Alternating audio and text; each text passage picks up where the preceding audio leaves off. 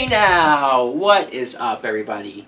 My name is Mike Brown, aka ReviewKingMB, and I am continuing my reviews for Kevin Smith movies with Mallrats. Yes, Mallrats is a 1995 film that was written and directed by Kevin Smith.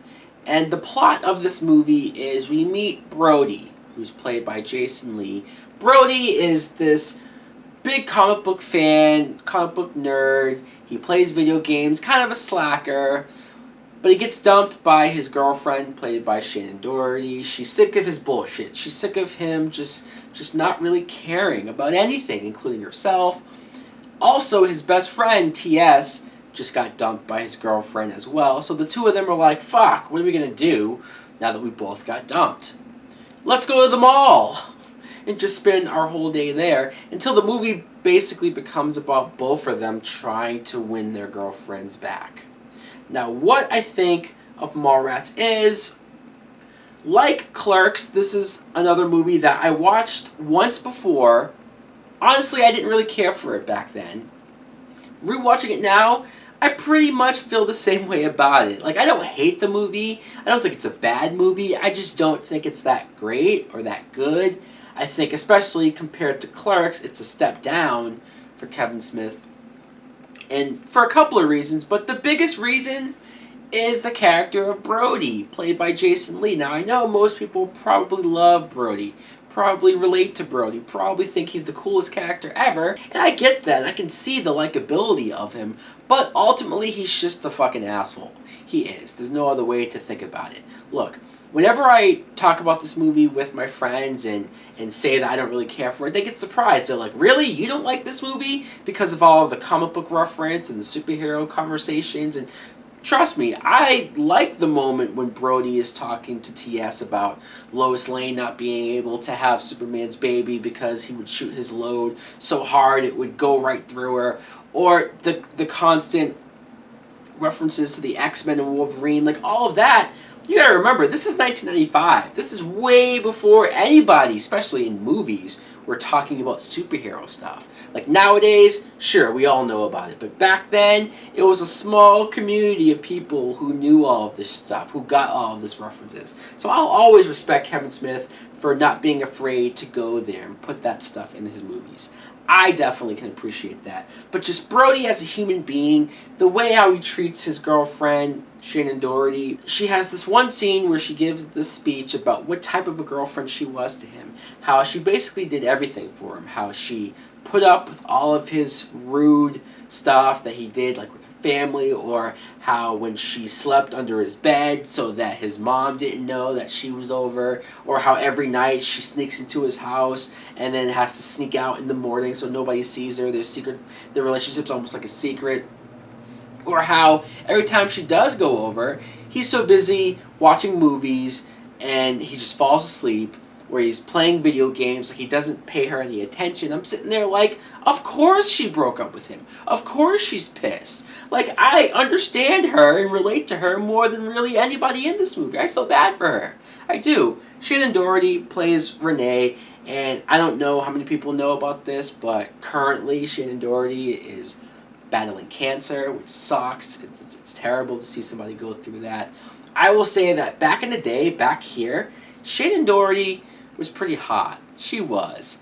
And she probably knew it too. I've heard stories about how much of a bitch she was behind the scenes working with. T.S. is played by Jeremy London, and he's a more likable character, a more relatable character, I guess. He's dealing with the breakup with his girlfriend Brandy, and she broke up with him because a little bit of a convoluted reason, to be honest. They were supposed to go on this trip. He was going to propose to her, but she had to break up with him because T.S. said something to this girl about the way she looked, and the girl got offended and so self-conscious that she went to the gym and went on the treadmill for a long time, and then I guess died on the treadmill from working out too much. Like, oh, that was kind of too weird and goofy, but okay, fine. So now the girlfriend has to go on this game show that her father is arranging at the mall. Her father is played by Michael Rooker, who Michael Rooker is a little over the top in this movie, but I still kind of liked watching him because he was over the top. He brought some weird energy to this role, to this movie. The scenes where he's just being a dick to TS, kind of for no reason. Or the scene where Brody offers some chocolate-covered pretzels to him, and he's loving the fuck out of it, licking his fingers, and he's just so into it. And then later on, he pays for it because he gets sick from it. So those moments I did find amusing. Let's talk about Gwen, played by Joey Lauren Adams, who I remember this actress being in a lot of movies in the 90s. She's pretty hot, she is, but what I like the most about her character here is that she's a slut, but she doesn't care. She's open about it. She'll talk about it. She doesn't know like half the guys' names that she slept with or even the times when it happened, but she's like, fuck it. She knows she's hot, and she's more than willing to talk about that. But she does get like one or two good, like, real moments in the movie, human moments that kind of make her like a real character. So I guess I like that. Ben Affleck in this movie as Shannon Hamilton. Ben Affleck is such a believable dick, especially in this movie where he's this douchebag guy who's hitting on Shannon Doherty because she's newly single, and he's throwing everything at her, everything that's I'm sure desirable, but he's so schemy about it. He's the only person that can make me go, okay, maybe Brody isn't that bad of a guy.